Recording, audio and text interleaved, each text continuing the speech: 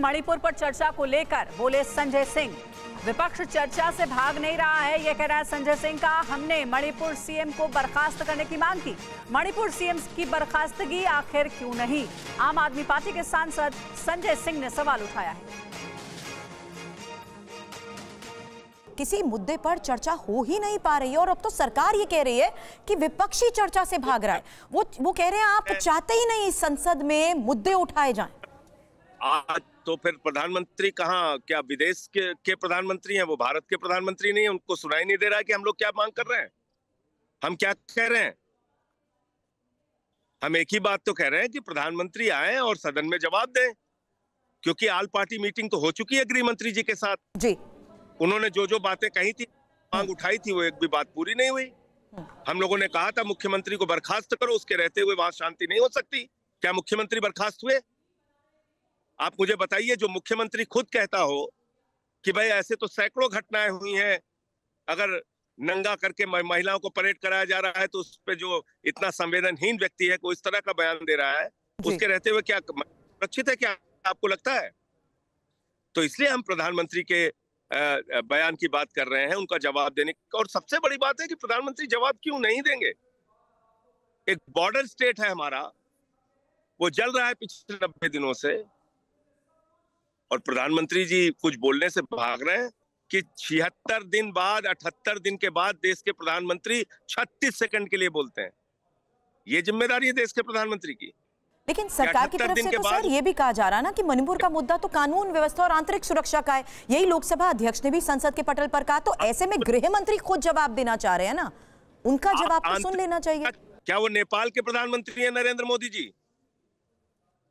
किस देश के प्रधानमंत्री हैं वो? आंतरिक सुरक्षा बनाने की जिम्मेदारी भारत की सरकार की, और वहां तो डबल इंजन की सरकार है।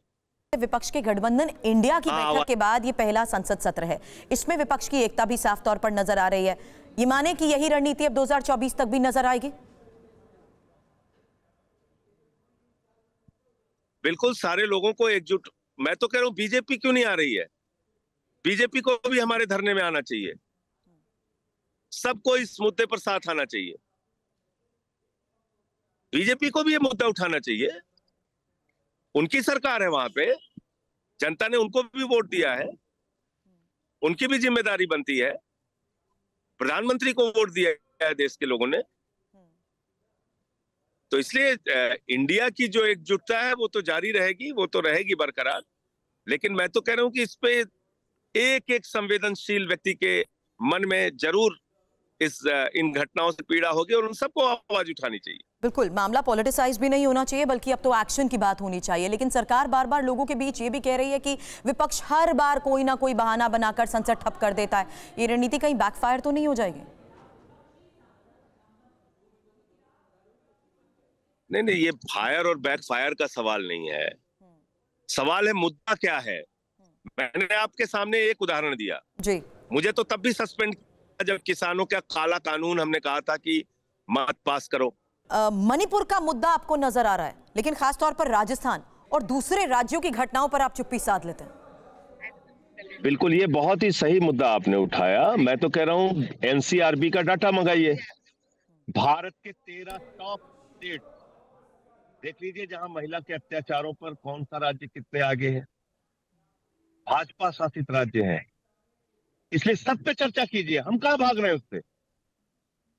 पूरे देश के महिलाओं के अत्याचार पे चर्चा कीजिए, लेकिन मणिपुर में जो हो रहा है उससे बचिए मत। उससे जब आप बचने की कोशिश करते हैं, बहाना लेते हैं कि राजस्थान में ये है, छत्तीसगढ़ में ये है, उस पर चर्चा कीजिए। कौन कह रहा है बस चर्चा कीजिए?